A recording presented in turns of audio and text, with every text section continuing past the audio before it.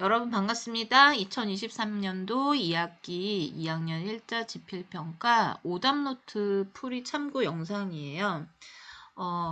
원래는 오답노트는 여러분들이 스스로 답을 찾아 나가야 되는 과정이니까 답을 빨리 찾든 늦게 찾든 답답하든 뭐 어떻든 여러분들이 직접 해야 되는데 처음 해보는 거고, 그리고 정말로 많이 틀린 친구들이 있기 때문에 처음이자 마지막으로 선생님이 이렇게 영상을 제공하려고 합니다. 혹시 내년에 오답 노트를 하게 되면 그때는 여러분들이 스스로 힘으로 하셔야 돼요. 왜냐하면 시험 문제는 모두 교과서에서 나오기 때문에 여러분들이 조금만 관심을 가지고 찾아보면은 교과서에 다 있습니다. 자, 이 영상을 보고 오답 노트를 해서 제출하는 기한은 이번 주 금요일 점심시간까지 각 반 반장이 모두 걷어서 가지고 오시는 겁니다.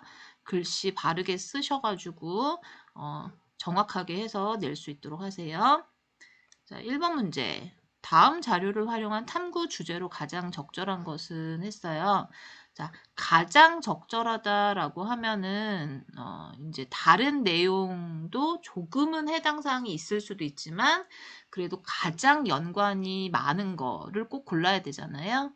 자, 지금 보니까 뭐 하나님, 성부, 성자, 그다음에 뭐 크리스트 교도, 복종 이런 얘기를 보니까 뭔가 교회와 관련이 된 얘기다라는 걸 알 수 있을 텐데, 이제 교회라든지 이런 뭐 황제나 교황 이런 단어들이 힌트가 될 수 있겠지만 결정적으로 하일리, 사세 이런 단어가 있었기 때문에 여러분들이 이 사건이 카노사의 굴욕이라는 거는 아마 다 잘 알 수 있었을 것 같아요. 그런데 우리가 지금 여기서 찾아낸 건 탐구 주제잖아요. 카노사의 굴욕이 있었으면 좋았겠지만 여기 카노사의 굴욕이 아니라 카노사의 굴욕이 대체 왜 일어났는지를 아냐라고 물어본 거예요.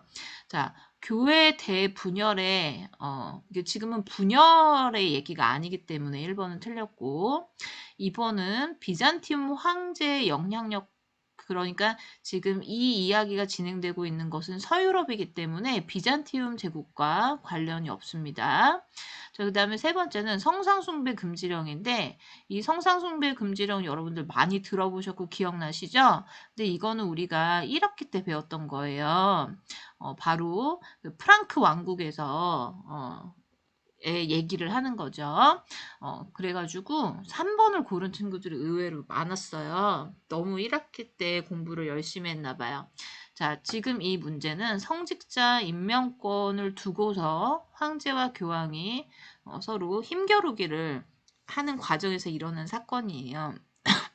청빙과 기도를 실천한 수도원 운동은 여기 나온 교황 그레고리우스 7세가 바로 이러한 수도원 운동에 에서 두각을 나타낸 그런 인물이었습니다. 이런 수도원 운동이 성공을 하고 나서 교회의 권위가 올라갔고 그 다음에 이제 벌어지는 사건이 이제 카노스의 굴욕인 거예요. 그래서 답은 4번이 되겠습니다. 2번 문제. 선생님이 건축 양식이라는 이제 건축 양식을 꼭 내겠다. 로마네스크, 그 다음에 이슬람 건축 양식, 그 다음에 냈으니까 이번에 고딕 양식, 비잔티움 양식. 비교를 하든 둘 중에 하나를 하든 꼭 내겠다 했는데 결과적으로 선생님이 고딕 양식을 이제 냈어요. 자, 고딕 양식의 특징. 하늘을 찌를 듯한 이 뾰족한 첨탑. 기억나시죠? 자, 근데 이것이 의미하는 바가 나름 있다. 천국을 향한 중세인들의 신앙심을 나타낸 것이다. 자, 그래서 1번이 바로 틀렸다는 거. 그래서 아마 이 문제를 아주 쉽게 푼 친구들 있을 거예요. 1번만 딱 보고 이거 아닌데? 표시하고 나머지 읽어보지도 않은 친구도 있을지도 모르겠어요. 그렇게 푸실 수도 있는데 검토할 때는 하나하나 다 짚어보셔야 됩니다. 온지, X인지. 자, 중세 서유럽의 건축을 대표한다. 그쵸? 지금 우리가 동유럽, 비잔티움 제국 얘기가 아니기 때문에 여기 서유럽이라고 볼 수 있고 로마 카톨릭의 교회인 것도 맞죠? 자, 헷갈리는 친구를 위해서 잠깐 메모를 하자면은 우리가 서로마와 동로마로 구분했었을 때 서로마는 로마 카톨릭이라고 했었고 동로마는 그리스 정교라고 이렇게 교회 이름이 달라지게 되었다라고 했어요. 그러니까 지금 여기는 서유럽이고 서로마로 이어진 그 서유럽의 로마 카톨릭 교회가 있었다. 그 교회들의 건축 양식이다. 자, 그 다음에 높이 솟은 뾰족한 탑과 생유리. 여기 생유리는 스테인드 글라스라는 용어로도 쓰인다고 했죠. 이거 생유리. 첨탑과 여기도 생유리가 아니라 스테인드 글라스라고 했군요. 자, 그 다음에 중세인들의 신앙에 대한 열정을 상징하기도 했다. 신앙심, 신앙에 대한 열정 같은 말이라고 보시면 되세요. 그래서 답은 1번. 3번. 다음 내용과 관련 있는 건축물로 옳은 것은 유스티니아누스 황제 때 만들어졌다. 비잔티움 양식의 대표적인 건축물이다. 자, 우리 여기서 이제 진하게 나오진 않았지만은 비잔티움 양식이라는 말이 분명히 존재를 했었습니다. 그쵸? 유스티니아누스 황제 때 만들어진 성소피아 성당. 그래서 결과적으로 이 성소피아 성당이 정답인데 이 정답을 쓰지 않은 학생이 한 반에서 거의 1명이나 2명? 거의 다 맞았다고 봐야 되겠죠? 좀 쉬운 문제였어요. 자, 선생님이 유스티니아누스 황제 업적이 많은데, 그 중에서, 대표적인 업적 2개, 이거는 2개는 정말 꼭 기억하자, 상식이니까, 라고 했었어요. 자, 그 다음에 4번에, 지도와 같은 전쟁 하면은 벌써 1차, 2차, 그 다음에 여기 예루살렘 이렇게 표시된 걸 보면은 바로 이 십자군 전쟁이라는 걸 알 수 있었을 겁니다. 근데 거기에 참여한 각 계층, 그리고 그들의 생각이 어떤 것인지를 우리가 그때 한번 교과서에서 본 적이 있었는데 그거를 바르게 매치한 거를 찾아보라고 했어요. 자, 그러면 이 십자군 전쟁이라는 것이 어떻게 생겨난 겁니까? 잠시만요. 자, 선생님이 본문을 잠깐 가져오느라고 멈췄는데요. 자, 이 십자군 전쟁에 이제 이 서로마 교회의 교황이 호소함으로써 이제 여러 사람들이 참여를 했다라는 부분이 나와요. 여기 보면은 유럽의 기사와 상인, 농민이 적극 호응하면서 십자군 원정이 시작됐다 했죠. 자, 이 기사들 중에는 이제 황제 또는 왕 이런 역할로 올라가는 사람들도 있습니다. 자, 어쨌든 여기서 교황은요. 그러니까 서유럽의 교황을 의미하고요. 여기서의 황제는 이제 동로마 비잔티움 제국의 황제라고 보시면 될 것 같아요. 자, 교황 입장에서는 어떻게 하고 싶었냐? 이 새로운 영지를 얻는 것보다는 이 영적인 권위, 교회의 권위를 내가 비잔티움까지 합쳐서 주도권을 잡는 데 더 관심이 있었습니다. 그렇기 때문에 적극적으로 이 십자군 전쟁에 참여할 것을 호소했고 만약에 그 전쟁에서 승리를 하면은 이게 내 덕분에 이렇게 사람이 잘 모이게 돼서 이렇게 된 거니까 비잔티움 제국의 황제에게 우리의 도움을 잊지 말고 그리고 이 교회의 권위에 너도 이제 그 아래로 들어와라 이렇게 할 수 있을 것 같아요. 근데 기사 또는 이제 왕 정치적인 입장에서는 내가 새로운 영지를 더 많이 얻어서 장원을 확대해서 부자가 되고 그 때문에 또 자기 밑에 훌륭한 기사들을 더 많이 두고 조금은 편안하고 안전하게 살아갈 수 있게 이런 욕심이 있었다고 볼 수 있을 것 같고요. 그다음에 상인 같은 경우는 애초에처럼 이 동방무역에 참여하고 그 이익을 가지고 싶어 했었는데 그러한 내용들이 이제 나오게 됩니다. 자, 그러면 장원을 넓히고 셀주크 투르크를 지배한다. 이거는 좀 정치적인 거잖아요, 여러분. 이런 정치적인 거는 물론 교황이 정치에 깊이 간섭을 하긴 했지만 이런 목적 자체를 갖고 있다고 볼 수는 없어요. 자, 그 다음에 황제는 예루살렘이나 동서교회를 통합하는 데까지는 관심이 그렇게까지 그런 실질적인 목적이라고 보기는 어려워요. 어떤 신앙심을 가지고 교회에 도움이 되려고 할 수는 있겠어요. 예루살렘을 되찾고 싶다고 생각을 할 수 있을지 모르겠지만 동서교회를 통합하고 주도권을 잡고 이런 거는 교황의 욕심이었습니다. 그래서 1번과 2번이 크로스가 되고요. 3번 상인. 이 답은 3번이죠. 동방무역을 통해 큰 돈을 벌게 될 기회가 생기겠다. 그러니까 꼭 이 전쟁이 어렵더라도 참여를 하겠다. 이렇게 되는 거고 시간이 갈수록 상업적 이익이 더욱 중시되었고 그로 인해 십자군 원정은 실패했다라고도 나와 있었어요. 자, 농로, 화약과 대포 같은 우수한 무기를 들여오는 계기가 될 것이다. 자, 이거는 딱 봐도 기사가 관심 있는 부분이죠. 내가 전쟁에서 승리하기 위해서 새로운 무기 같은 거를 쓰고 싶은데 이 당시에 송나라의 발명품들이 이슬람 세계를 거쳐서 이쪽 서유럽으로 들어왔단 말이에요. 자, 그러니까 그것들이 들어오게 되는 계기, 그걸 기다린 사람들은 기사였을 것이다. 자, 농노, 장원에 속박된 노예 같은 농민들, 그 농노라고 했었죠. 자, 장원에서 벗어나기 위해서 이 전쟁에 참여할 거다. 왜? 승리하면 세금을 감면해 준대. 조금 자유를 더 누릴 수 있게 될 것이고 혹시 잘못돼서 죽는다 하더라도 난 천국에 갈 거니까 기꺼이 이 전쟁에 참여해도 손해보는 것이 없다. 이렇게 생각을 했을 것이다. 그래서 우리 교과서에는 이제 농노의 얘기라든지 뭐 화약 대포 같은 얘기는 없지만 여러분들이 충분히 유추해서 푸실 수 있는 문제였다. 나름은 좀 어려운 문제였을 것 같아요. 그런데 조금 이 상인 이 십자군 전쟁에서 상업적 이익이 중시되었다라는 내용을 중요하게 기억한 친구들은 아마 잘 기억해서 문제를 푸실 수 있었을 것 같아요. 자, 그 다음에 5번 장원의 해체에 영향을 끼친 내용만을 있는 대로 골라라 그랬는데요. 우리 교과서 보면요. 선생님이 요 부분 중요하다라고 했었어요. 그쵸? 자, 상공업이 발달을 했다.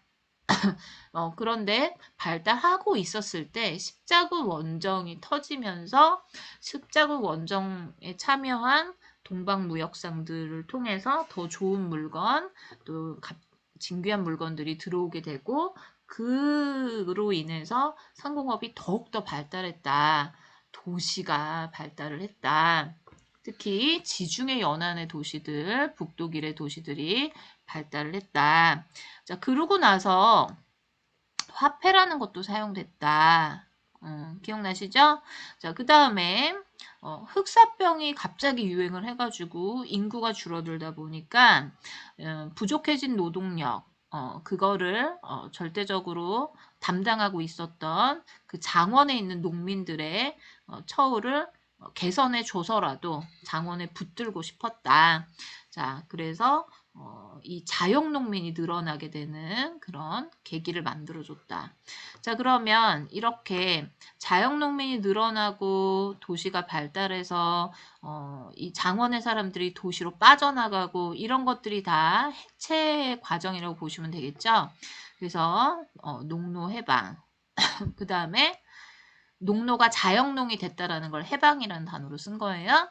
자, 화폐로 지대를 냈다. 여기 화폐로 지대 있죠? 그 다음에 흑사병이 유행했다. 이건 친구들 다 잘 알고 있을 거고 그 다음에 봉건제도가 강화된 게 아니라 약화됐다라고 봐야 되겠죠. 자, 봉건제도 강화가 아니라 약화. 장원제도가 해체됐으니까 봉건제도 약화됐다. 왜? 영주들이 갑자기 막 친절하게 대해주니까 이건 봉건제도의 약화라고 볼 수 있겠죠. 그 다음에 도시와 상공업의 쇠퇴. 이건 진짜 너무 뻔한 문제다. 여기 뭐라고 써야 되겠어요? 발달이라고 써야 되겠죠. 선생님 너무 이 문제는 쉽게 간 것 같아. 자, 그래서 답은 어쨌든 기역, 니은, 디귿이었다. 자, 6번. 르네상스 시기 예술 작품에서 선생님이 사실 여기 탐구 문제에서 이 두 개의 그림을 비교해 줬었어요. 기억나시죠? 근데 지금 나의 그림은요. 여기의 일부분이에요. 그쵸? 여기 왼쪽에 있는 그림 일부분을 선생님이 잘랐네요. 자, 이 그림에 보니까 뭐라고 있어? 인체의 아름다움과 사물을 있는 그대로 표현했다. 근데 여기는 이제 다 뭔가 좀 뭉툭하고 투박하고 많은 게 가려진 상태로 이렇게 표현이 됐었죠. 그래서 이거를 비교했었었는데, 자, 이러한 르네상스의 특징은 이탈리아의 르네상스죠. 자, 인문주의라는 얘기, 인문주의라는 말 자체가 인간의 개성과 능력을 존중하는 것이고, 그쵸? 그 다음에 그것이 특히 이탈리아에서 미술이나 이런 예술 작품을 통해서 드러났다. 자, 이성보다 신앙을 강조하는 게 아니라 신앙보다 이성을 강조한 거니까 이거 틀렸죠? 그 다음에 교황의 절대적 권위를 상징하고 있는 게 아닙니다. 우린 지금 나 그림을 집중해서 르네상스의 특징을 말하고 있으니까. 자, 목판화로 제작된 풍속화. 이거는 우리 일본에서 배웠던 우키요에예요. 우키요에. 우리가 우키요에 이 명칭만 기억날 수 있는데 우키요에가 선생님이 그때 목판화, 판화인데 판화가 아닌 것 같은 그 파도 치는 그림 있죠? 되게 특이하다 이렇게 했었는데 이건 우키요에니까 당연히 아니죠. 그 다음에 교회와 성직자의 부패와 타락을 비판하고 있는 걸 이 작품에서 알 수는 없어요. 지금 이거는 그리스 로마 신화의 일부를 이렇게 좀 표현한 겁니다. 종교적 속박에서 벗어나 신체의 아름다움을 표현하고 있다. 사실 이거는 뭐 거의 국어 문제라고 보시면 되세요. 보고 느낀 대로 설명한 거를 그냥 고르시면 됐으니까요. 자, 그 다음에 7번으로 넘어갈게요. 자, 우리 이탈리아의 르네상스가 있었다면 같은 르네상스지만 성격이 좀 달랐던 북부의 이탈리아가 있어요. 자, 8번 먼저 볼게요. 알프스 이북 지역의 르네상스는 16세기로 보고 있는데 이 지역에서는 교회 부패나 성직자의 타락이 큰 사회 문제가 됐기 때문에 그것을 비판하는 경향이 강하게 나타났다라는 것이 특징이었고 그것이 종교개혁으로 이어졌다라고 했어요. 자, 그리고 여기 중요한 문장이 나오는데 활판 인쇄술이 유럽 전역으로 퍼져 르네상스와 종교개혁에 영향을 끼쳤다라고 나오죠. 그래서 이 두 가지의 확산에 커다란 영향을 주었던 것이 뭐냐라고 물어봤을 때 답을 5번으로 선택하실 수 있어야 돼요. 화약이나 나침반, 망원경, 항해수 이것들은 다 원거리 무역, 그러니까 송나라 때 또는 명나라 때 또는 이 동방교역 과정에서 이제 필요했던 것들인데 그거 말고 이렇게 문화가 퍼져나가고 이런 비판적인 내용을 책으로 만들어서 인쇄를 해서 퍼뜨려 나가야 됐기 때문에 활판 인쇄술이 결정적 역할을 하게 됩니다. 자, 다시 넘어가서 7번 뒤로 갈게요. 뒤로. 자, 에라스미스의 우신예찬이라는 내용만 봐도 여기를 좀 덜 읽어보고 이거 누가 쓴 거지? 아, 에라스미스가 쓴 거지? 라고만 봐도 아마 이게 북유럽의 알프스 이북의 르네상스라는 거를 짐작하실 수 있을 거예요. 그 내용을 그냥 읽어보세요. 요즘의 교황들은 바로 나 우신 덕분에 어리석은 신 덕분에 누구보다도 우아한 생활들을 하고 있다. 그러니까 나라는 어리석은 신이 교황들이 우아한 생활을 하고 있다라고 보고 있는 거예요. 연극이나 다름없는 화려한 교회 의식을 통해 축복이나 저주의 말을 하고 감시의 눈만 하면 그들은 그것으로서 그리스도에게 충분히 충성했다고 여긴다라고 이렇게 비꼬아서 썼어요. 그렇죠. 비유를 해서 쓴 거죠.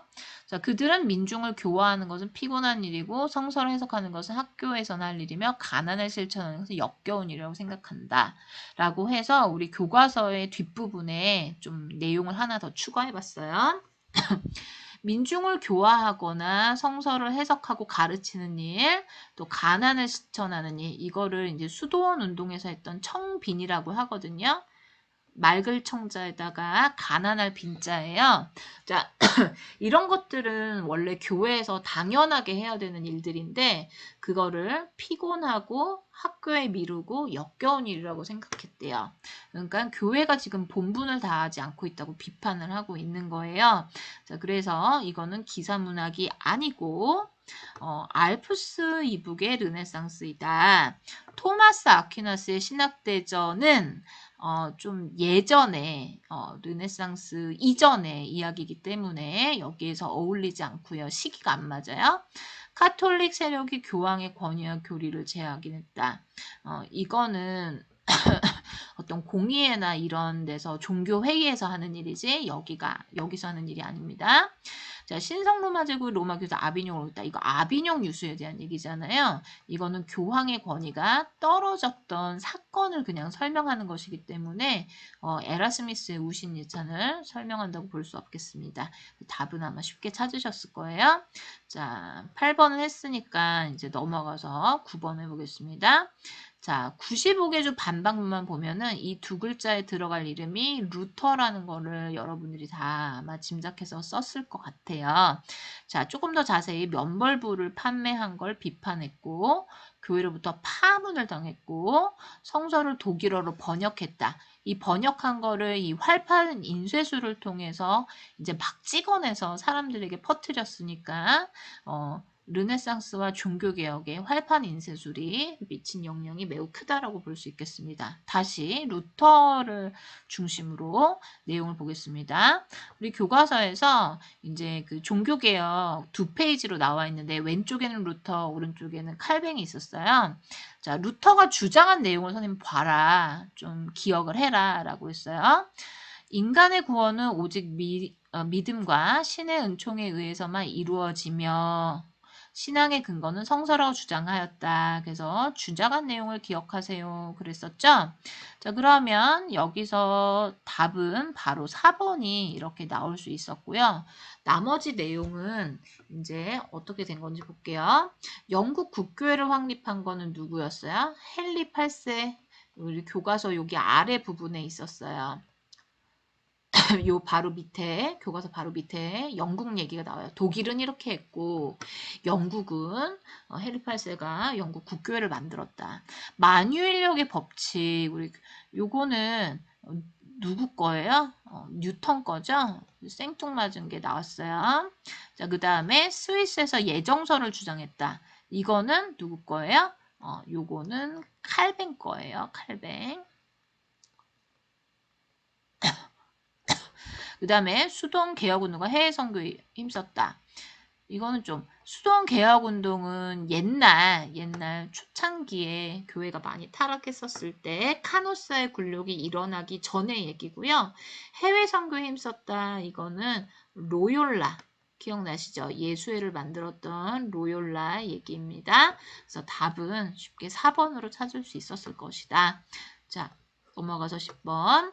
아래와 같은 이유로 일어난 종교 전쟁 중 가장 규모가 컸던 전쟁과 그 결과로 체결된 조약이 바르게 짝지어진 것은 했어요. 자, 지금 여기 보시면 여기 지금 본문부터 볼게요. 신교와 구교라는 말만 보셔도 아마 어떤 친구들은 30년 전쟁을 바로 떠올리실 수 있었을 거예요. 그쵸? 본문을 잠깐 보면은 칼뱅파 등의 신교의 교세가 확산되면서 기존의 카톨릭교와 갈등이 있었는데 독일에서 시작된 이 전쟁이 유럽 각국의 이해관계에 따라서 진행됐기 때문에 국제전쟁으로 확대되었다.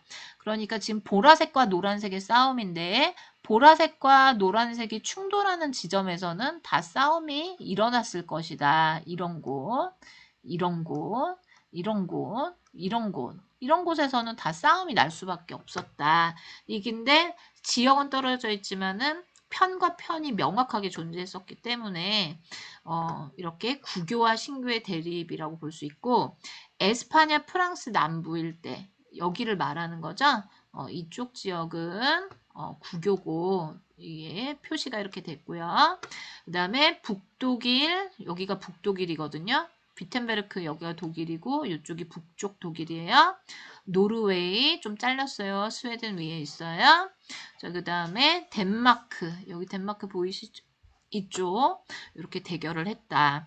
그러면 교과서 본문에서 다시 보면은 이 전쟁은 웨스트팔렌 조약이 체결되면서 끝났고 그 내용은 칼뱅파를 인정해준다라는 거였습니다. 그래서 쉽게 1번을 고르셨어야 했어요. 그렇게까지 어려운 문제가 아닌데 선생님이 6점을 줬던 거는 처음 보면 당연히 좀 제일 어렵게 잘 이해가 안 되는 부분이었기 때문에 선생님이 좀 높은 배점을 주기도 했어요. 하지만 공부를 조금 한 친구들은 에게 이게 왜 6점이야? 그냥 외우기만 하면 다 알 수 있는 건데 깊이 생각 안 해도 알 수 있는 건데 이렇게 생각한 친구도 있었을 거예요. 여러분 한번 내가 어느 쪽에 해당하는지 생각해 보시고 이게 많이 어렵다면 내용을 조금 더 구체적으로 알기 위해서 노력해야 될 것 같아요. 자, 11번은 다음 영상에서 하겠습니다.